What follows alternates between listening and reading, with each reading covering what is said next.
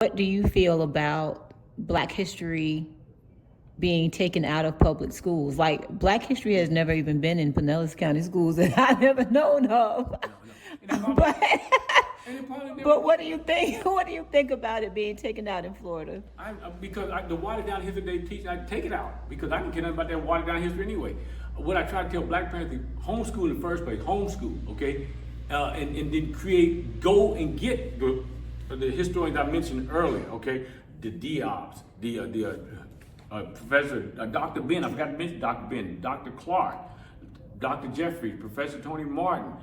There's a lot of African historians that we need to take and put into our own homeschooling apparatus and say, okay, our children need this for them. I don't care about them taking down that watered down Black history out of the public food system. That stuff was garbage anyway to me. It wasn't no real African history. They teach you about slavery and forward. They wouldn't teach you about the ancient Africans, okay? So let them take it out and start doing for ourselves anyway. We need to be homeschooling. We need to be doing that and creating homeschooling co-ops. Or people say, well, I couldn't, the excuses we got was, oh, well, we can't homeschool because we got to work. We got to do it. Well, that's you.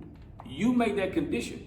We changed that condition so we could homeschool the children. We went to work. Okay, we created our own business and said, okay, forget the jobs. Because the job is just over broke anyway. The job ain't getting nobody nowhere anyway. So create your own business and then homeschool your children and start from an African history curriculum, okay? The best one out there is the Nile Valley Contribution to Civilization, Anthony Browder, okay? Get that, the Nile Valley Contribution to Civilization by Anthony Browder, and read that. Now, one thing I'm going to do a plug, okay? I need to do a plug for the Uhuru movement. I have so much, I'm still subscribed to the Burning Spear newspaper, and I read every book that Omali H. Taylor brings out. Like I said, I'm not part of the organization for my own contradiction. But the point is that we have to become familiar with organizations that are really tangibly doing something in our community. And the only one I really see out there from a revolutionary perspective, remember I'm a revolutionary. Revolutionary means you don't just take theory, you put it to action, you put it to practice, and then you can test your theory that way. And that's what the Who movement does.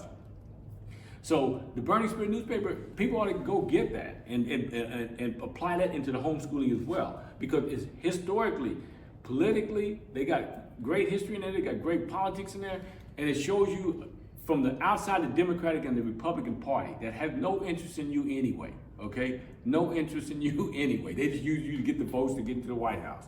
That's all.